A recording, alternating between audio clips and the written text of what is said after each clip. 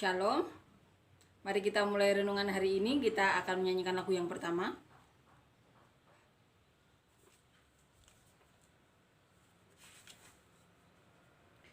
Yang dulu tak ku mengerti, sekarang kau buat mengerti. Kau singkapkan mataku dengan kasih-Mu yang tak pernah ku pikirkan. Sungguh kau telah sediakan, kau curahkan berkat-Mu limpah dalam hidupku. Terima kasih Yesus. Terima kasih Yesus. Ku beri syukur hanya bagi-Mu, ya Allahku, ya Tuhanku. Terima kasih Yesus. Terima kasih Yesus. Ku beri syukur hanya bagi-Mu. Terima kasih Yesus. Amin ya. Amin. Kita akan baca ya perikop selanjutnya. Hal mengikut Yesus kita sudah bahas sebelumnya. Ini ditulis di Matius juga, jadi kita sudah bahas. Tapi kita akan bahas bagian ayat ya dari perikop sebelumnya. Kita akan baca perikop yang berjudul Yesus mengutus 70 murid. Ini ditulis di Lukas pasal 10 ayat 1 sampai 12. Kita akan baca. Yesus mengutus 70 murid.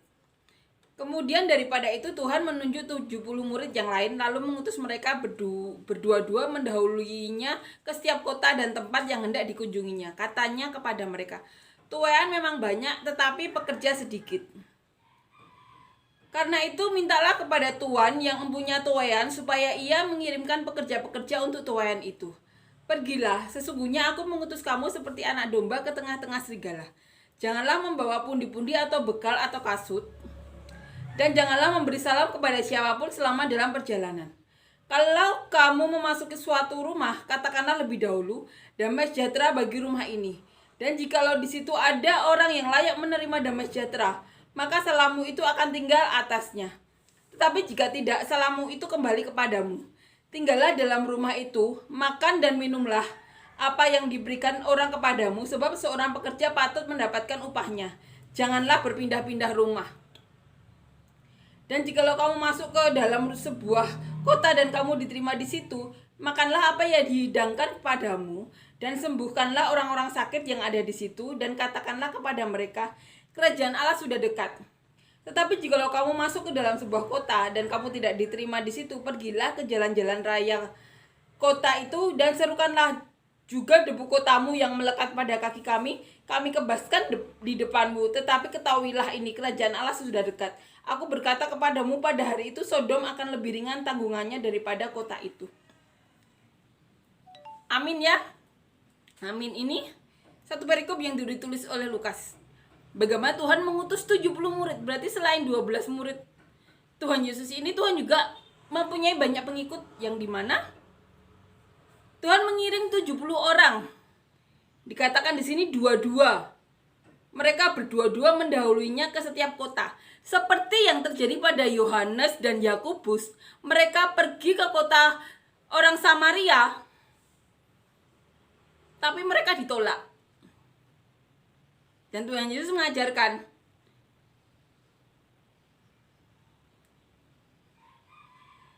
tetapi jikalau kamu masuk ke dalam sebuah kota dan kamu tidak diterima di situ, pergilah ke jalan-jalan raya kota itu dan serukanlah juga debu kotamu yang melekat pada kaki kami kebaskan di depanmu. Tetapi ketahuilah, ini kerajaan Allah sudah dekat. Aku berkata kepadamu, pada hari itu Sodom akan lebih ringan tanggungannya daripada kota itu. Tuhan Yesus mengutus 70 murid, di mana berdua-dua diutus ke banyak kota, salah satunya kota Samaria, dan ditolak. Di situ Yesus mengajarkan untuk pergi meninggalkan. Tapi di sini di perikop ini dijelaskan lagi lebih rinci ya. Murid-murid Tuhan Yesus diminta untuk berseru bahwa kerajaan Allah sudah dekat. Kalau kerajaan Allah sudah dekat pada waktunya, Sodom dan Gomora itu lebih ringan tanggungannya. Kita tahu Sodom dan Gomora itu dihukum Tuhan. Abraham sudah berdoa untuk ini ya, udah bernegosiasi agar tidak mendapat hukuman, tetapi tidak ada 10 orang yang benar di mata Allah. Abraham seperti Tuhan Yesus sebagai perantara untuk memohon pengampunan. Tapi di sini Tuhan Yesus benar-benar sebagai juru selamat. Karena belas kasihan Tuhan Yesus, rahmat dan belas kasihan kita selamat. Bukan karena perbuatan baik atau ganjaran dari perbuatan kita, tapi semuanya semata-mata karena belas kasihan dari Allah. Karena dosa manusia itu tidak mungkin bisa terhapuskan oleh apapun, kecuali oleh darah anak manusia, yaitu Tuhan Yesus juru selamat kita. Tuhan Yesus katakan sendiri, tidak ada seorang pun yang bisa melalui Bapa kecuali melalui Tuhan Yesus.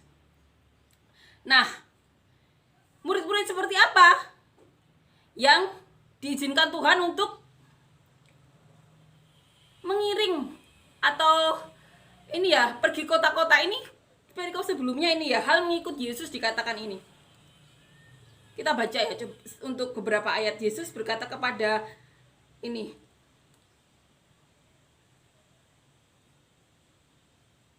ada seseorang ya, ketika Yesus dan murid-muridnya melanjutkan perjalanan mereka, ini di Lukas 9 ayat 57, seorang di tengah jalan kepada Yesus berkata, aku akan mengikut engkau kemana saja engkau pergi. Yesus berkata kepadanya, serigala mempunyai liang dan burung mempunyai sarang, tetapi anak manusia tidak mempunyai tempat untuk meletakkan kepalanya. Saat itu ya, Tuhan saat itu seperti itu.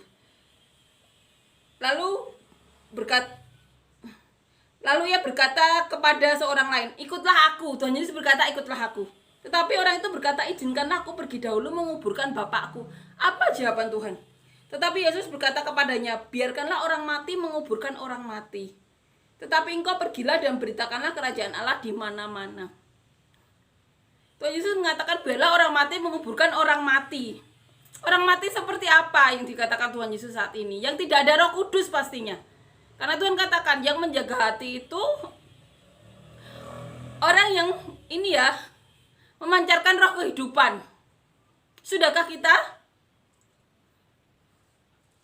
menjadi seperti apa yang dimaui Tuhan untuk menjaga hati, agar ada roh Tuhan agar ada roh Tuhan? Karena Tuhan mengatakan, ikutlah aku, tapi aku mau menguburkan bapakku terlebih dahulu, mau kembali.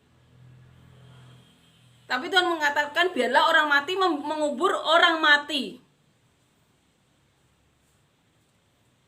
Karena di sini Tuhan Yesus mengajak banyak orang untuk di sini dijadikan murid-muridnya untuk mengabarkan berita keselamatan. Tuhan Yesus mengatakan di sini, biarlah orang mati menguburkan orang mati. Mengikut Yesus itu mengikut saja. Dan seorang lain berkata, aku akan mengikut engkau Tuhan, tetapi jikalau aku pamitan dahulu dengan keluargaku. Tetapi Yesus berkata, setiap orang yang siap untuk membajak tetapi menoleh ke belakang tidak layak untuk kerajaan Allah. Ini yang terjadi ya. Jadi setiap orang yang mau mengikut Tuhan Yesus tapi meminta pamit kepada keluarganya, Tuhan Yesus mengatakan, setiap orang yang siap untuk membajak tetapi menoleh ke belakang tidak layak untuk kerajaan Allah. Karena di sini apa, Tuhan Yesus itu murid-murid di perjanjian baru ini ya, gereja mula-mula ini benar-benar tidak tahu Tuhan Yesus. Jadi tugas mereka itu benar-benar berkeliling. Dua-dua menuju ke kota-kota, menyiapkan segala sesuatu sebelum Tuhan Yesus datang.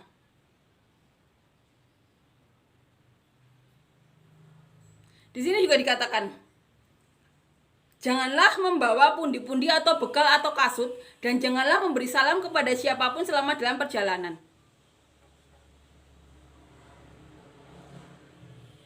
Ini Tuhan Yesus katakan sebelum Tuhan Yesus disalib. Tetapi setelah Tuhan Yesus disalib dikatakan, bawalah uang disuruh bawa dalam ikat pinggang.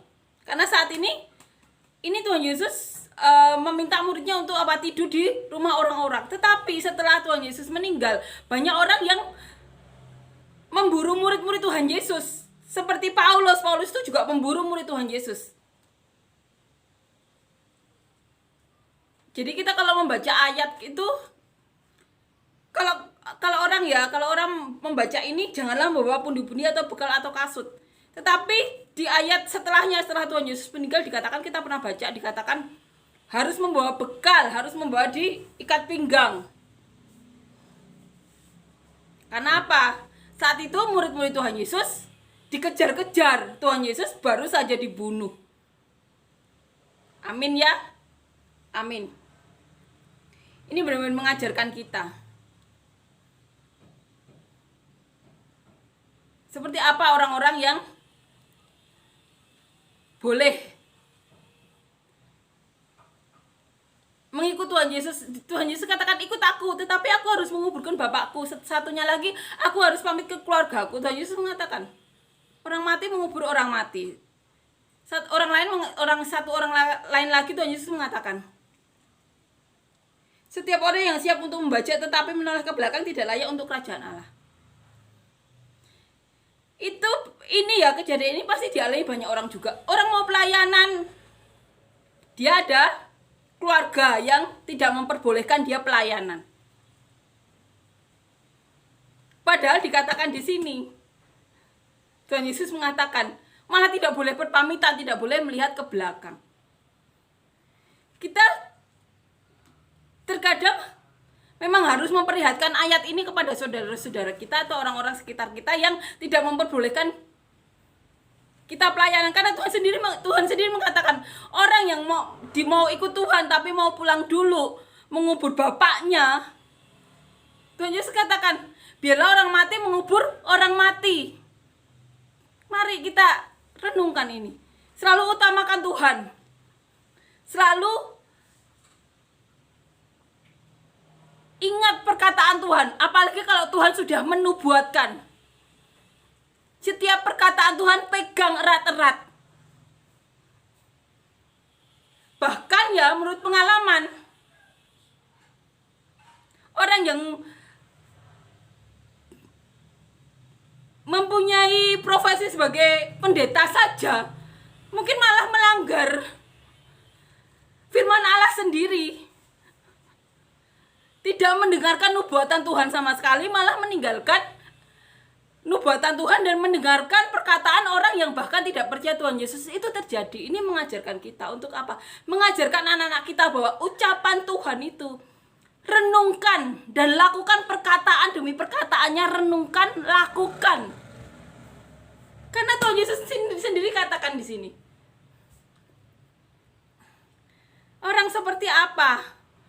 Ada dua contoh kasus. Yang satu mau menguburkan bapaknya, Tuhan Yesus katakan, bila orang mati menguburkan orang mati. Kenapa? Karena saat itu belum semua orang tahu tentang Tuhan Yesus ya.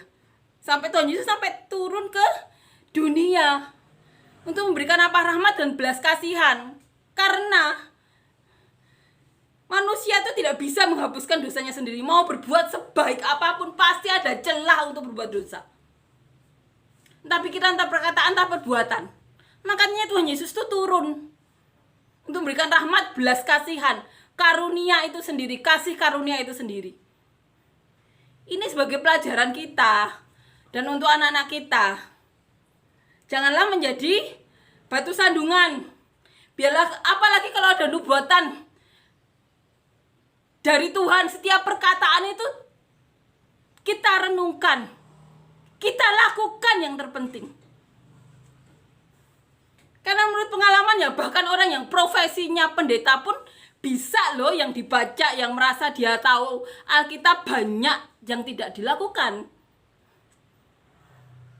Amin ya, ini mengajarkan kita. Jangan ada sombong hati, merasa lebih tahu, apalagi soal ini ya. Karena kita tidak tahu roh Tuhan ada di mana saja. Mungkin orang yang merasa ada roh Tuhan karena sudah berprofesi sebagai pendeta atau pelayan-pelayan Tuhan, bahkan jadi ditolak Tuhan. Kenapa? Tidak melakukan apa yang menjadi nubuatan Tuhan. Tapi kita tidak tahu ya, tidak bisa menghakimi juga.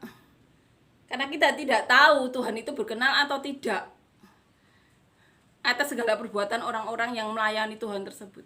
Tapi setidaknya dengan kita membaca Alkitab ini, kita tahu, oh orang ini melakukan salah, orang itu melakukan benar. Kenapa? Ada tuntunan dari isi Alkitab ini yang merupakan apa? Kisah nyata dari rasul-rasul yang mengikut Tuhan Yesus.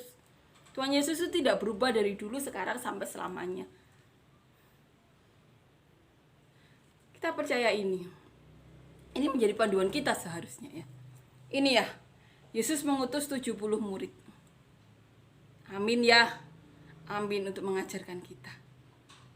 Mengikut Tuhan Yesus ikut aku. Tapi saat ada orang beralasan, bahkan beralasan menurut manusia baik ya, tapi ini perkataan Tuhan sendiri loh. Yang satunya berizin untuk mengubur bapaknya, satunya izin untuk pamit pada keluarganya. Ini jawaban Tuhan Yesus sendiri. Amin ya. Amin, benar-benar mengajarkan kita. Mari kita merenung, apakah kita sudah melakukan hal-hal yang sesuai dengan kehendak Tuhan atau yang Alkitab katakan. Mari kita sama-sama merenung. Jangan saling menghakimi, tapi bertindaklah kesatria saat tindakan kita tuh memang berlawanan dengan isi Alkitab. Minta maaf. Agar apa? Kesalahan itu tidak terulang. Agar apa? Agar tidak terjadi kesalahan lagi. Bahkan orang lain mengikuti tindakan orang yang salah tersebut, padahal tindakan itu tidak sesuai dengan Alkitab. Agar tidak apa? Tidak membawa orang lain juga ikutan salah. Amin ya. Amin, benar-benar mengajarkan kita. Amin. Kita akan nyanyikan lagu yang kedua.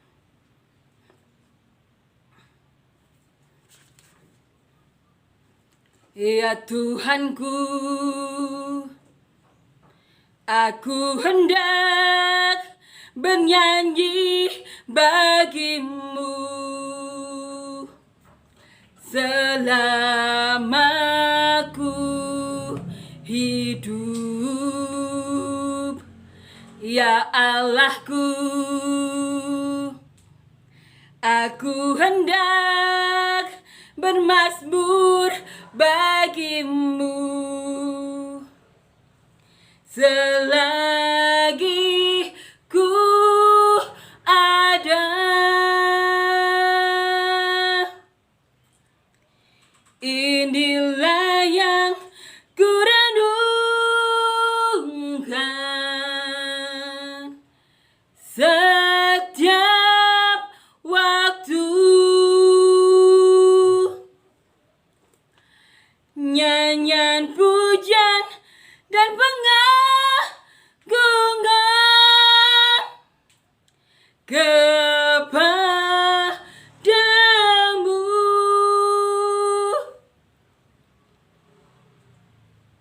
Biarlah manis kau dengar, Tuhan. Manis kau dengar, Tuhan. Dan hatiku bersuka karenamu. Amin ya, amin. Haleluya, amin.